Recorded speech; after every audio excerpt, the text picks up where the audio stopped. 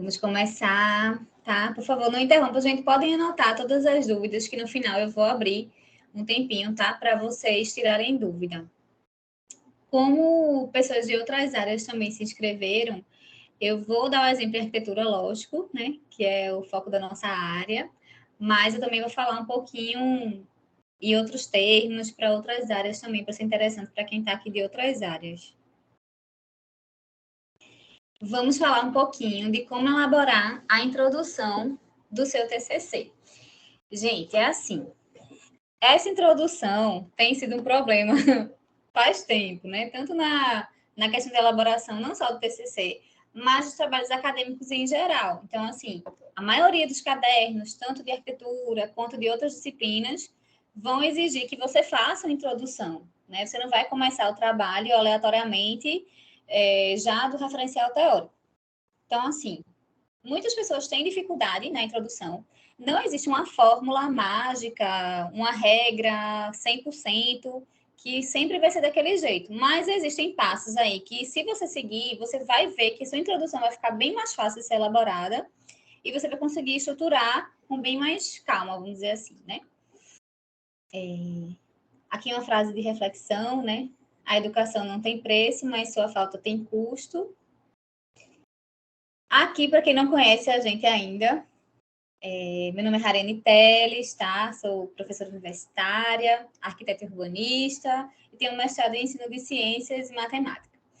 E junto com minha irmã, Vanessa Teles, a gente participa aí das Arquigêmeas, né? A gente tem nossa página, temos nosso site, que a ideia justamente é difundir essa parte de educação, principalmente na área de arquitetura, designs e afins, mas nessa parte de mentoria acadêmica a gente consegue abrir um leque bem amplo para várias áreas, já que meu mestrado é na área de ciências. Então, assim, uma grande dúvida, né, uma das maiores dúvidas aí, eu vou ficar olhando um pouquinho às vezes aqui, porque se cair alguma coisa eu vou ver. Por onde começar a minha pesquisa? Muitos alunos têm essa dúvida, né? Porque vejam só, gente, vocês não têm como fazer a introdução de uma pesquisa que não existe, concordam? Então, assim, a maior dificuldade, eu acredito, de fazer a introdução é sua pesquisa não está estruturada. Então, se sua pesquisa não estiver estruturada, aí fica bem difícil de você fazer a introdução realmente. Não tem como você fazer sua introdução. Para você fazer a introdução, precisa ser definido ali vários pontos, vários tópicos, tá, da tua pesquisa. Então, eu sempre falo para os meus alunos, tá?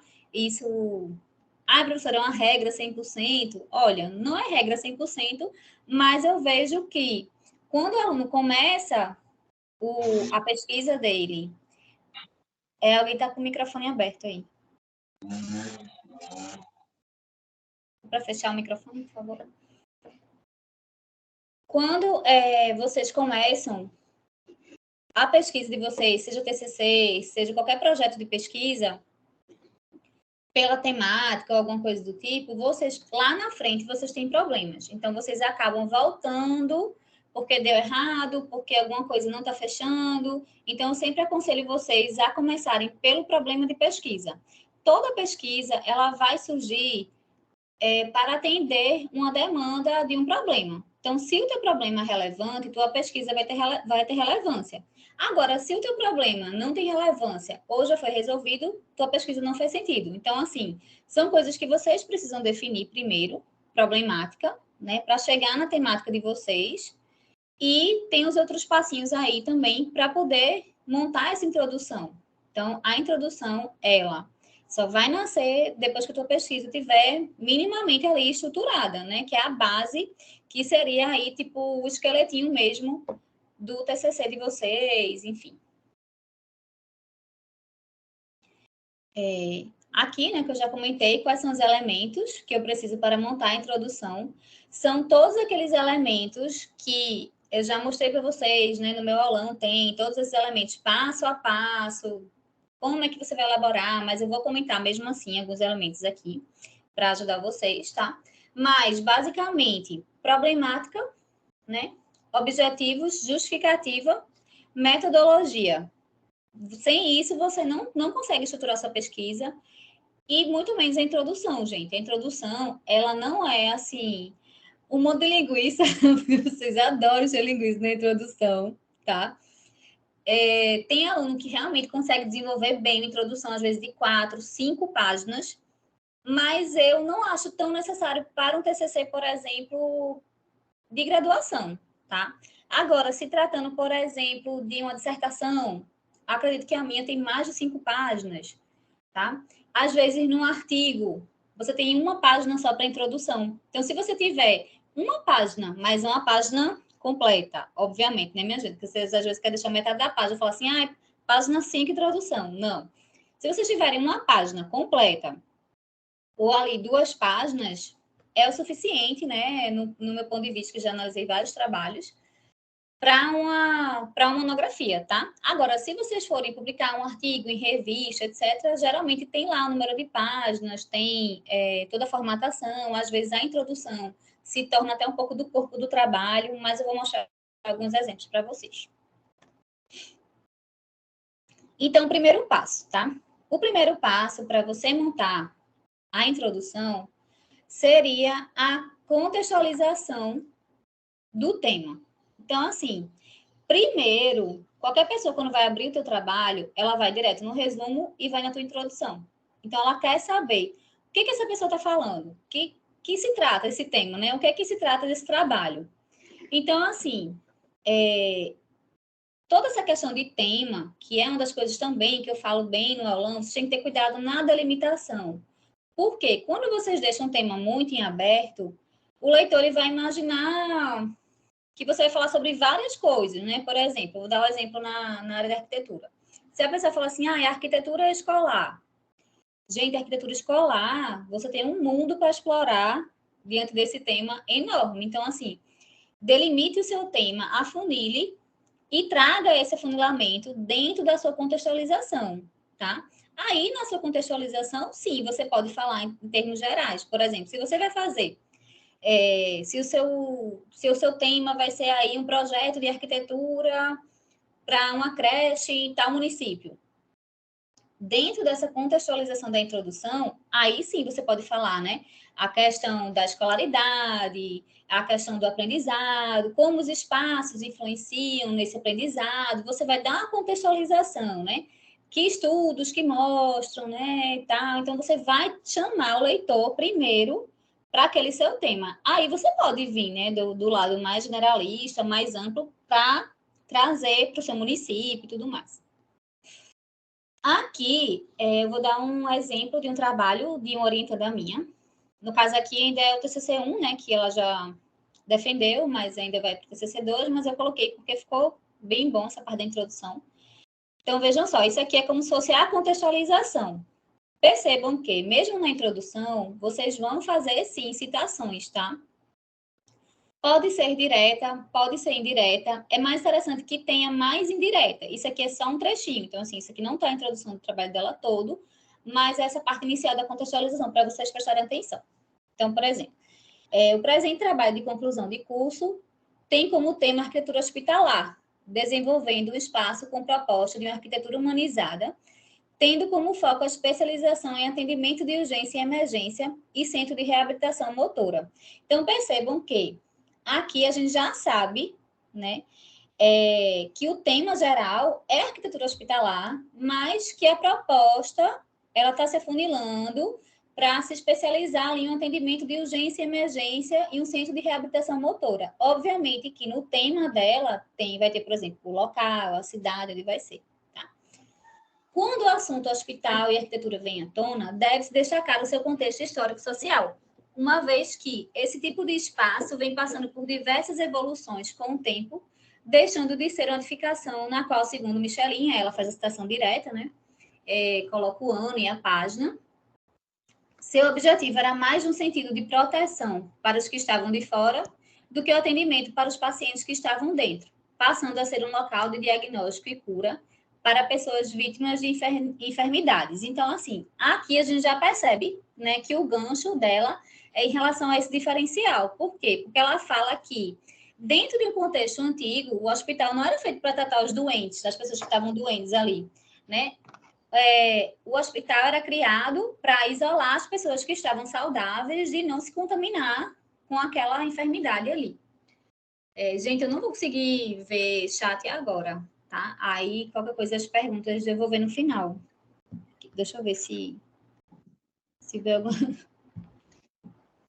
que eu não consigo ver o chat quando eu estou compartilhando, tá? Mas aí vocês podem anotar tudo, que no final eu tiro as dúvidas de vocês. Então, assim, independente do tema que você está trabalhando, né? A pessoa que é aí de outra área, pode aí trazer vários assuntos. Educação, no paisagismo, enfim, psicologia, né? Então, você vai trazer aquele contexto, tá? Do tema, antes de começar a abordar, vamos dizer assim, a parte mais técnica do seu trabalho. Depois, você vai apresentar o seu problema de pesquisa. Vejam só, esse problema de pesquisa, ele tem que nascer primeiro na sua pesquisa.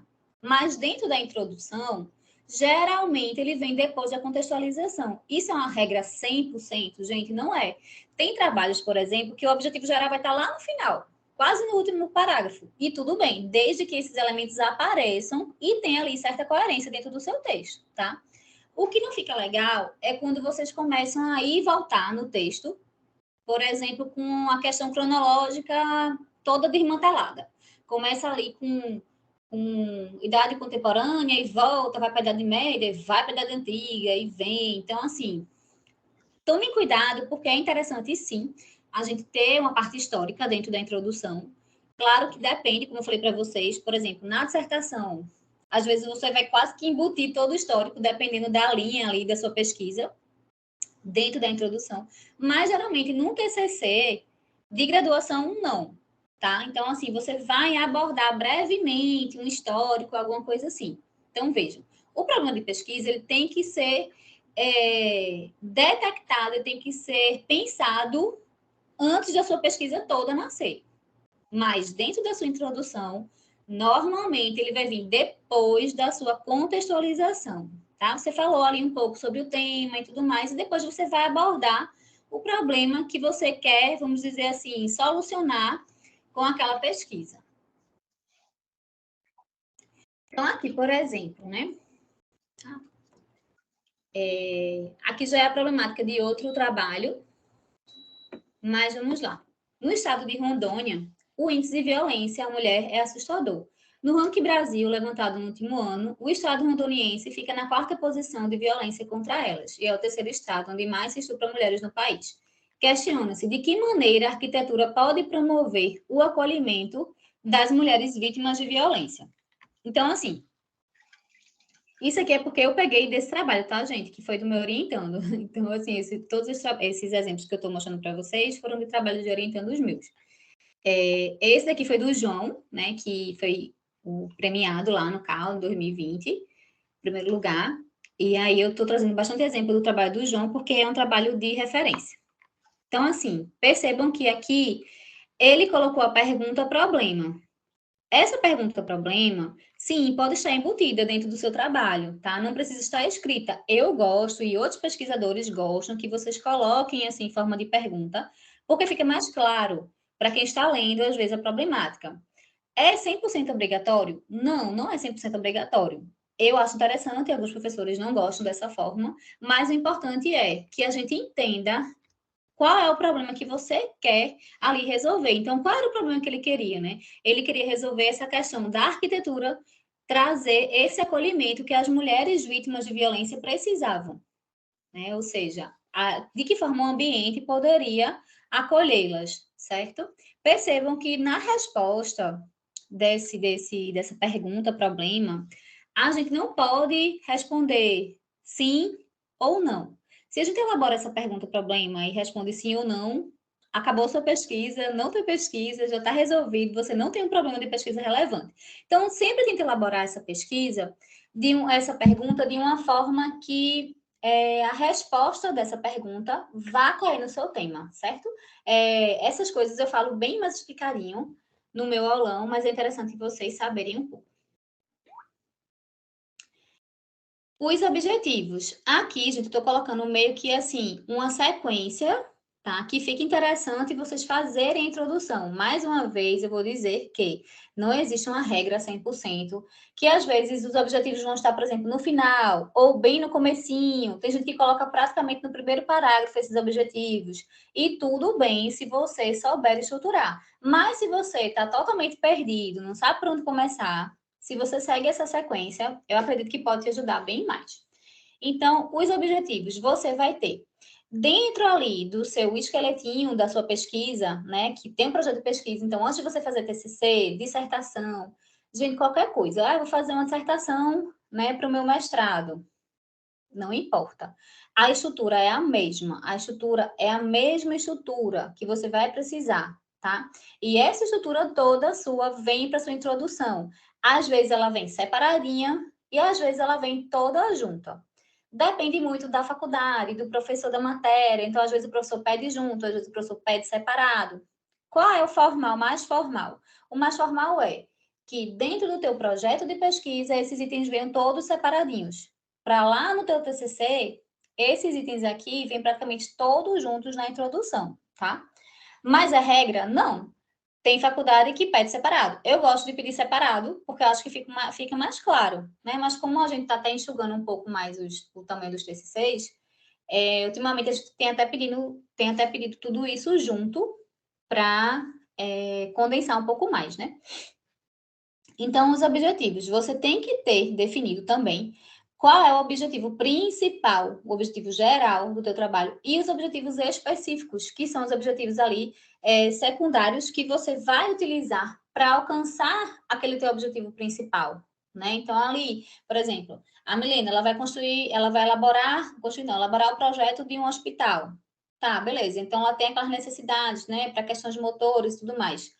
O que ela precisa fazer para alcançar esse objetivo principal? Então, ela vai ter ali dentro desse objetivo principal, ela vai ter vários objetivos específicos que ela vai precisar ali estruturar para que o objetivo geral dela seja alcançado com sucesso. Então, esse item de objetivos, vocês, na introdução, podem escrever tudo junto, tá?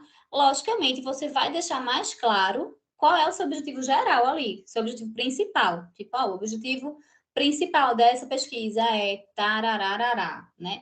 Sempre vem infinitivo, elaborar, propor, né? A maioria das vezes vai ser assim.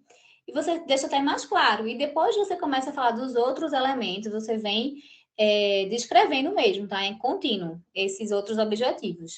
Dentro do projeto de pesquisa, isso vem separado em tópicos. Aqui na introdução, não. Você vai juntar tudo, vai fazer um texto corrido descrevendo. Um exemplo aqui do João, tá? O objetivo, no caso desse trabalho, né, seria desenvolver um anteprojeto arquitetônico institucional de um centro de referência de atendimento à mulher em situação de violência para a cidade de Cacoal, Rondônia, promovendo espaços de atendimento psicossocial com atividades em grupo e individual e orientações jurídicas através de espaços de lazer e oficinas informativas para prevenção e contribuição no fortalecimento da cidadania das mulheres. Então, assim, na verdade, aqui, ó, se ele tivesse parado até aqui, já estava bom, na questão do objetivo geral, tá? E aí, aqui poderia ser um texto contínuo descrevendo os objetivos específicos e tudo mais. Só que, no caso dele, ele preferiu separar. A justificativa. Vejam, a justificativa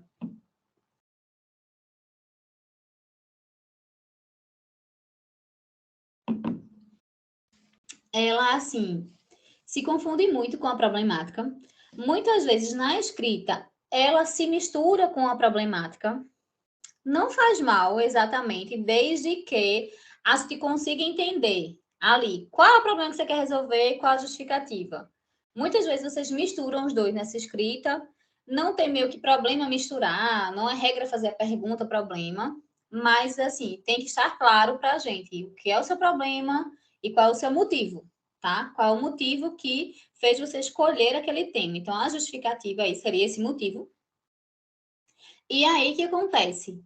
Você vai explicar, né? O porquê, enfim. Então, assim, a justificativa também vai estar nesse passo a passo encaixada dentro da sua introdução. dar um exemplo aqui de justificativa. Então, em vista disso, devido à cidade de Cacoal possuir altos índices de violência contra as mulheres, né, segundo os dados coletados da recém-implantada Delegacia Especializada da Mulher na comarca, sendo o único equipamento público.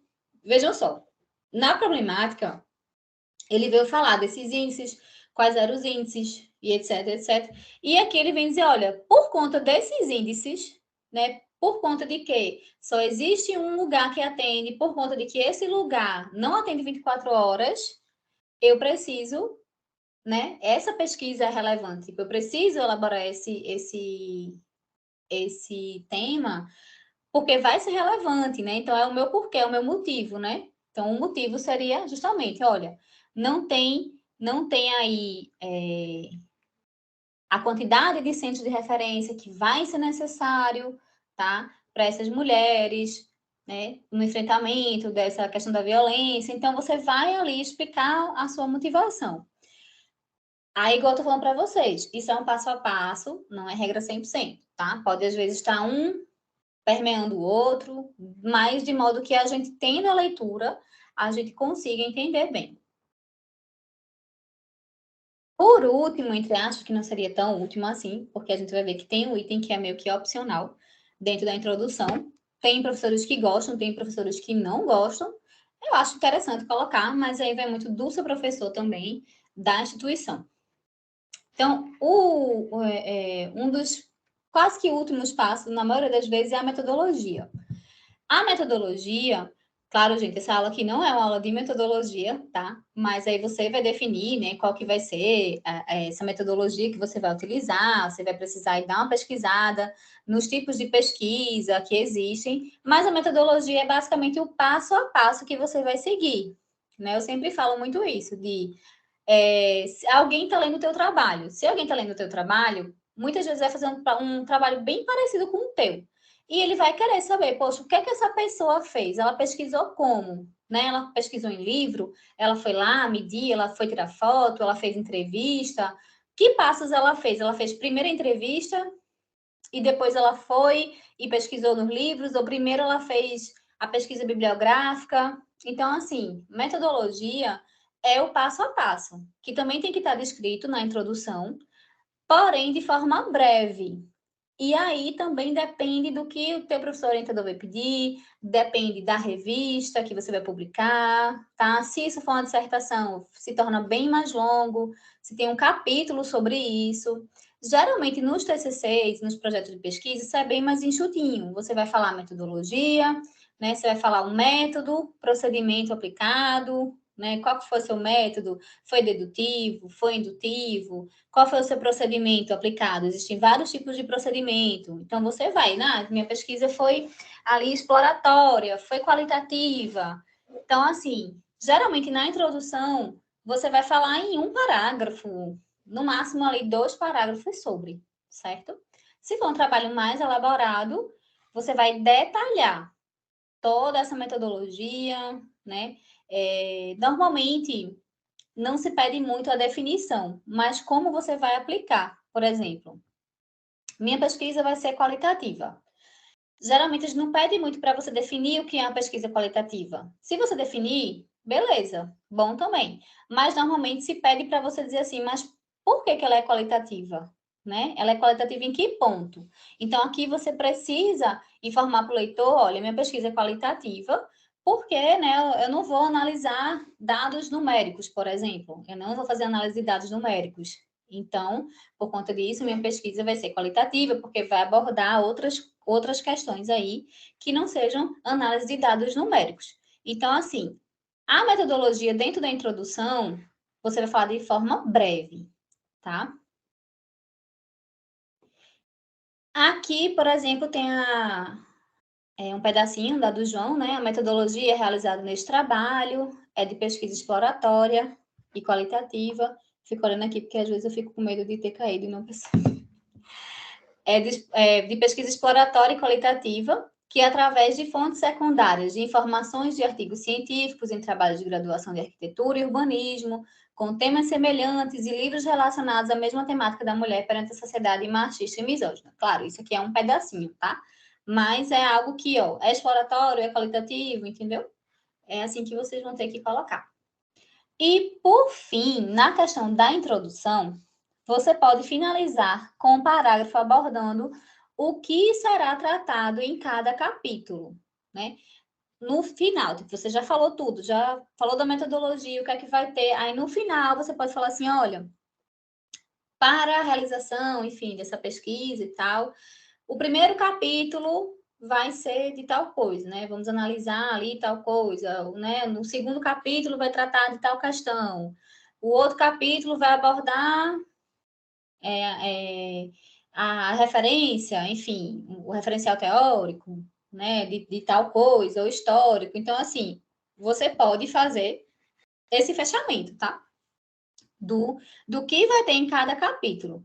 Então, a introdução, gente, não é um bicho de sete cabeças, não é um monstro, mas você precisa que o seu trabalho esteja estruturado antes de fazer essa introdução. O erro, muitas vezes, dos alunos é que eles querem fazer a introdução, vamos dizer assim, não tem nada do trabalho, eu não sei o que eu vou fazer ainda, e eu quero escrever a introdução. Então, aí realmente não vai funcionar, tá? Aqui são as referências. Aqui são os nossos contatos, né? Tem o nosso site, tem o nosso Instagram, tem o número para contato. Eu ainda vou mostrar para vocês alguns exemplos também de outras áreas aqui, que às vezes a pessoa não é da área, enfim.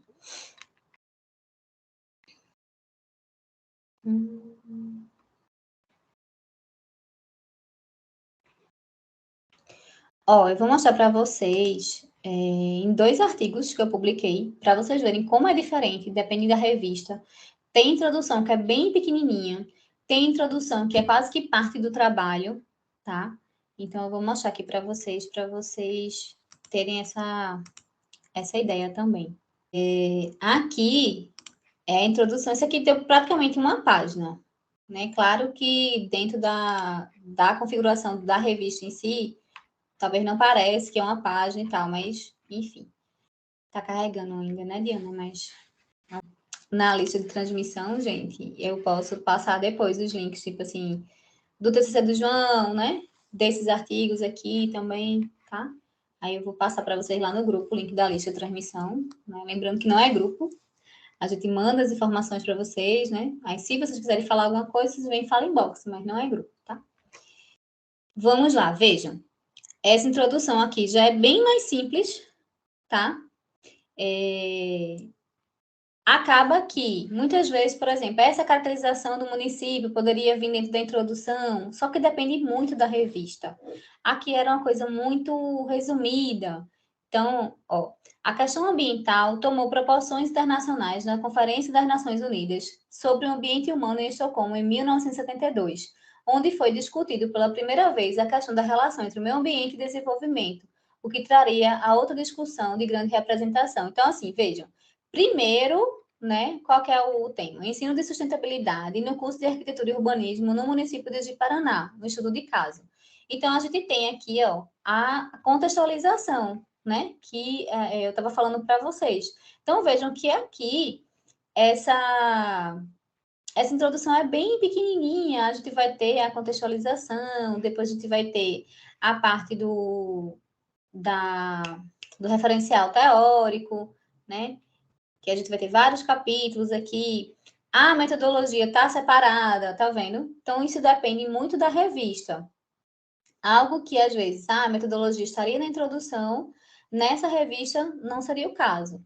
Então, essas coisas que vocês têm que analisar, dependendo do tipo de publicação que vocês forem fazer. Geralmente, no TCC, como eu mostrei para vocês, é mais simples, tá? Aqui tem a parte de análise, né?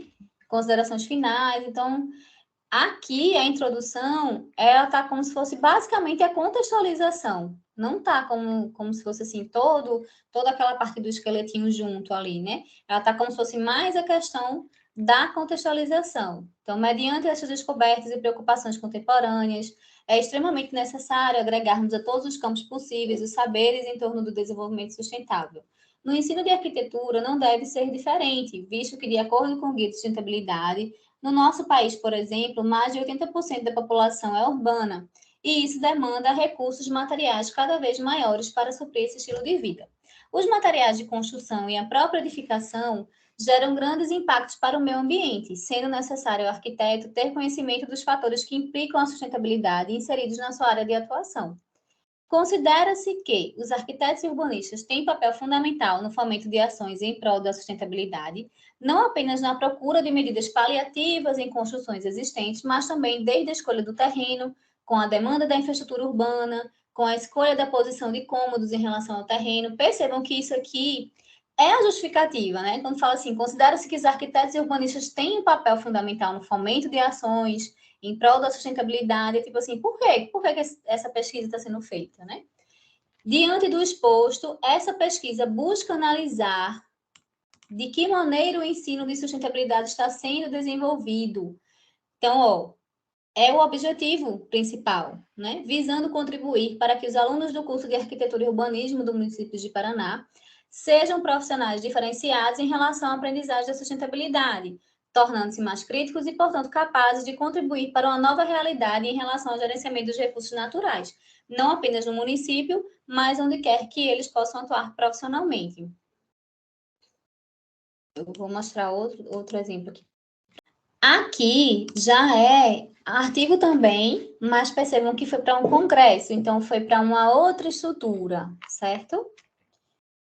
Vejam o tamanho dessa introdução.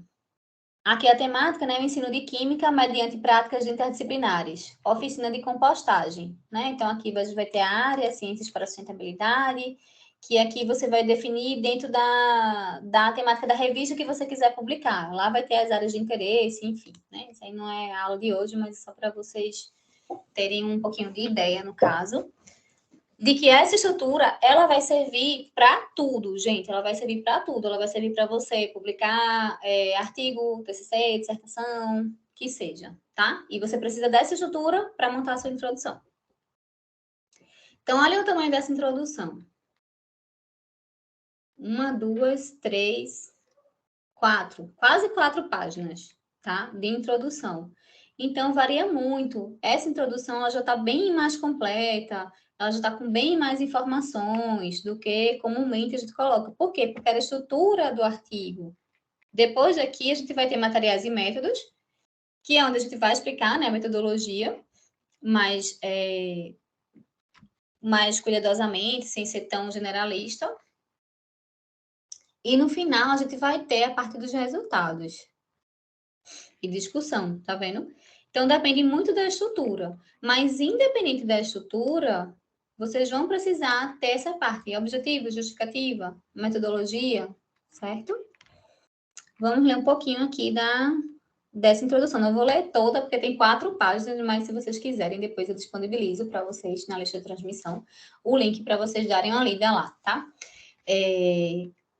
Nos primórdios, o homem dependia das leis da natureza e produzia muitos resíduos em períodos de alta consumação, sobretudo resultantes de biomassa morta. O maior desafio da gestão de resíduos passou a seguir a evolução das sociedades, desde a fase de transição de nomadismo até a fase de sedentarismo. Percebam que a gente também vai ter citação, tá? No caso aqui, ó, uma citação indireta, né? Que a gente não tem o número da página. A maioria das vezes vai ser indireta dentro da introdução, mas também é possível que se faça direta assim, né? Como essa introdução está bem grande, ela tem direta, tem de tudo aqui. A composição percentual média do resíduo sólido doméstico brasileiro gira em torno de 32% para materiais recicláveis, 17% para outros tipos de materiais e aproximadamente 51% de matéria orgânica. Grupo este em que são agrupados os restos de alimentos e todo material sólido de origem orgânica gerado nas residências. Aí, vejam só, a compostagem é o processo biológico de degradação. Então, várias vezes durante a introdução, durante o texto, eu explico aqui o que é a compostagem, né? Para que serve a compostagem. Então, tragam essa contextualização do tema de vocês também. Ó, este trabalho, portanto, tem como objetivo propor o ensino de química. Oi? Eu vou responder as dúvidas no fim. Então, vocês estão ouvindo? Tá tudo certo? Beleza, então.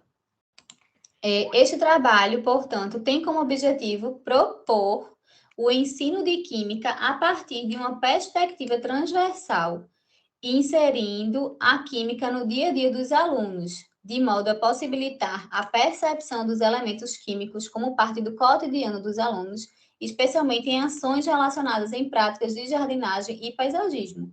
Então, tá vendo aqui, ó, bem claro, assim, ó, este trabalho tem como objetivo, né? Às vezes vocês querem algo tão complexo, tão diferente e tal, e não é tão complicado, né? Vocês fazendo o mais simples aí de maneira básica funciona bastante, né? Vocês estão vendo aqui que eu estou dando exemplos dentro de artigos, dentro de TCCs, tá? Vou mostrar para vocês a estrutura do TCC da Milena e do João, para vocês verem essa diferença entre as estruturas separadinhas, tá? Aqui é o TCC do João, tá? E aí vocês vejam que nessa estrutura dele tá como se fosse uma estrutura de projeto de pesquisa, certo? Porque tá separadinho. Então, dependendo da faculdade, né? Isso aqui eu preferia que fosse realmente separado, né? A gente pedia na faculdade separado, mas isso é a estrutura do projeto de pesquisa. Então, vocês tendo isso daqui, fica mais tranquilo. Como estava separadinho dele, a primeira parte da introdução acaba sendo mais essa parte de contextualização. Mas percebam que a introdução dele ficou bem grande, ó. Tem uma, duas, né? Tem 2 páginas, mas só de contextualização. E depois ele vem dividindo problemática, objetivos, tá? Tudo isso pode ser condensado aí em 2 páginas, mais ou menos, dentro do trabalho de vocês, tá? Dentro do TCC de vocês. Quem tiver dúvida na estruturação do trabalho, eu lancei também o meu aulão pela Eduz, com o e-book, tá? Que é o aulão de os 5 passos para você estruturar o seu TCC, e aí vai servir para pessoas de várias áreas também, não só arquitetura, mas ele vai dar esse passo a passo. Ah, eu não sei fazer minha justificativa, eu não sei elaborar o meu objetivo, então esse aulão vai dar aí o suporte para você fazer isso. As mentorias são individuais, tá? Eu também lancei mentoria em grupo, para ajudar aí quem estiver na mesma fase do TCC, quem estiver em fases diferentes não é interessante. Vocês sabem que eu já tenho as mentorias, é algo particular, então, estou começando, não sei para onde ir, a gente vai e auxilia vocês individualmente nessa questão. Geralmente, os alunos fecham um pacote de 5 aulas e já é suficiente para o semestre todo. Lembrando que a mentoria não é uma orientação, tá? A gente vai te ajudar a seguir os passos que o teu orientador pedir. Então, assim, eu não estou para entrar em conflito com o orientador, até porque eu sou orientadora, tá, gente? Então, assim, as mentorias são para direcionar o aluno que não sabe por onde começar, tá meio perdido, não sabe se está bom, tá inseguro.